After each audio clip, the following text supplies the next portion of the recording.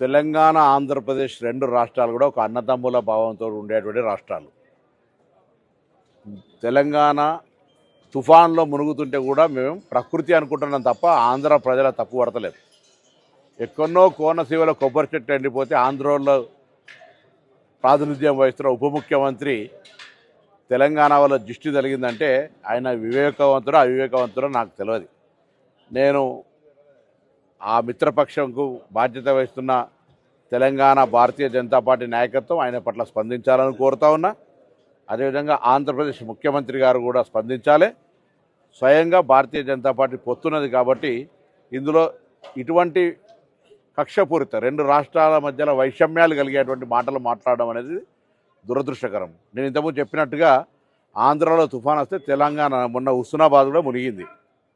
మేమేం ఆంధ్ర ప్రజలను తప్పుపడతలేదు, ప్రకృతి వైపరీత్యం కింద భావిస్తా ఉన్నాం. అక్కడెక్కడో చెట్లు ఎండిపోతే మమ్మల్ని దృష్టి కలిగిందని నిందిస్తే ఇది తెలంగాణ పౌరులకు అవమానం. వెంటనే ఉపసంహరించుకోవాలి, క్షమాపణ కోరాలి. భవిష్యత్తులో ఇటువంటి వివక్షపూరిత మాటలు మాట్లాడద్దు, విజ్ఞతగా వ్యవహరించు. ఉప ముఖ్యమంత్రి అయినా ఇంకా సినిమా నటుడు కాదు, కొంత బాధ్యతగా మాట్లాడు నేర్చుకోవాలని చెప్పి నేను ఈ సందర్భంగా కోరుతా ఉన్నా. ఇవాళ తెలంగాణ ఆంధ్ర కలిసి దేశంలో ఉన్నతంగా ఎదగడానికి ప్రయత్నం జరగాలి తప్ప ఇటువంటి వైషమ్యాలను దృష్టించేటువంటి మాటలు మా నుంచి రావు. మీరు మాట్లాడద్దు.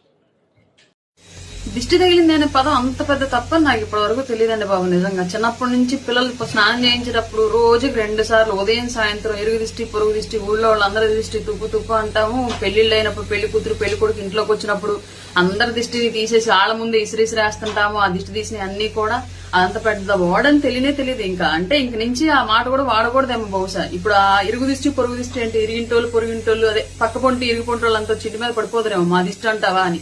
ఊరోళ్ళంతా వచ్చి పడిపోదురేమో, నీ బిడ్డని ఇంట్లోంచి బయటికి రానియం, 2 అడుగులు కూడా వేయనియం, మా వీధులు ఎలా నడుస్తాడు మా ఇంటి ముందు ఎలా నడుస్తాడని చెప్పేసి అందరూ వచ్చేస్తారేమో. బాబోయ్ నాకు తెలియదు ఇన్ని రోజుల నుంచి, మా తాతల నుంచి మా నాయనమ్మల నుంచి ఆ దిష్టి అనే పదం అంత పెద్ద ఓడని, దాన్ని పెద్ద పెద్ద నాయకులు కూడా వచ్చి మీడియాల ముందు సవాళ్లు విసిరి ఛాలెంజ్లు చేసేటువంటి అంత పెద్ద వర్డ్ అని తెలియక ఇన్ని రోజులు వాడుతా ఉన్నాం తెలుగు రాష్ట్రాల్లో అమ్మలక్కలం అందరం కూడా.